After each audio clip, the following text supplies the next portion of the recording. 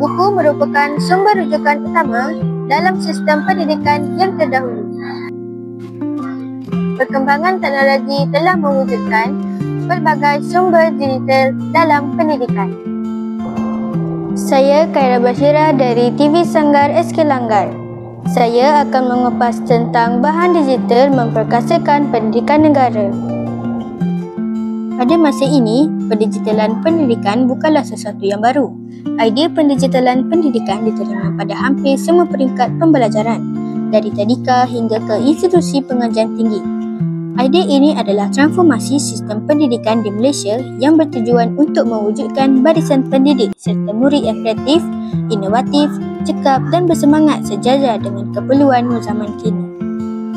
Penggunaan LCD projector amat penting dalam proses pengajaran dan pembelajaran kerana membolehkan guru menyampaikan isi pengajaran dengan lebih jelas dan mudah difahami. Bahan-bahan interaktif yang diaplikasikan dalam pengajaran dan pembelajaran seperti CD interaktif, muzik, video, laman web serta aplikasi-aplikasi pendidikan yang boleh diakses melalui internet dapat menarik perhatian serta meningkatkan tahap kefahaman murid untuk sesuatu mata pelajaran. Begitu juga dengan penggunaan Smart TV dalam pendidikan. Penggunaan media pengajaran berdasarkan multimedia seperti muzik video bukan sahaja akan menjadi PDP lebih menarik dan berkesan, malahan sesi pengajaran juga akan menjadi lebih jelas dan mudah difahami. Justeru, penggunaan Smart TV merupakan suatu pendekatan yang lebih moden dalam meningkatkan kualiti dalam pengajaran dan pembelajaran. Terdapat pelbagai sumber pendidikan tersedia dalam internet.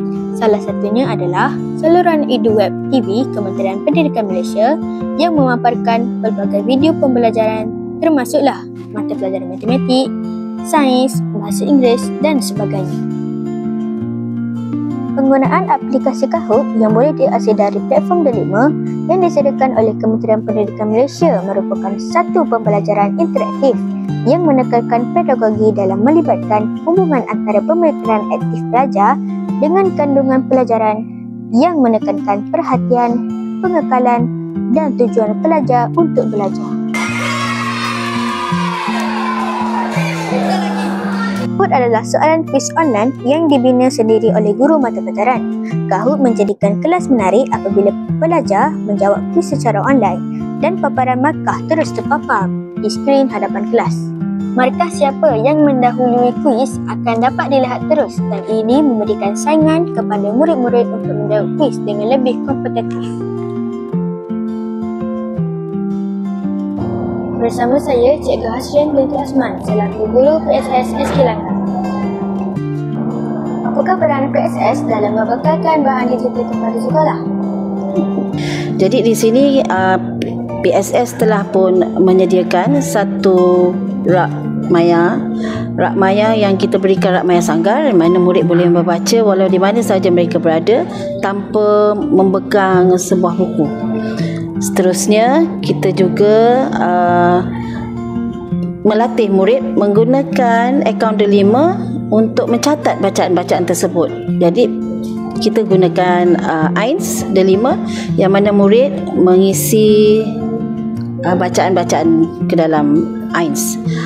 Seterusnya, kita juga mempunyai beberapa peralatan yang lain. Kita ada Smart TV dan juga penggunaan LCD dalam PSS untuk PDPC dan sebagainya. Kesimpulannya, sistem pembelajaran secara konvensional telah berubah kepada teknologi digital secara besar-besaran.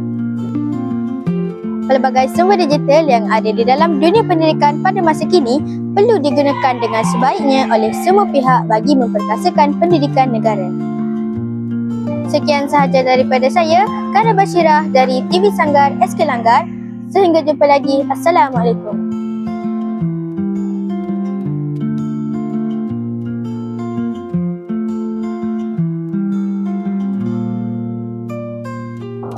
Saya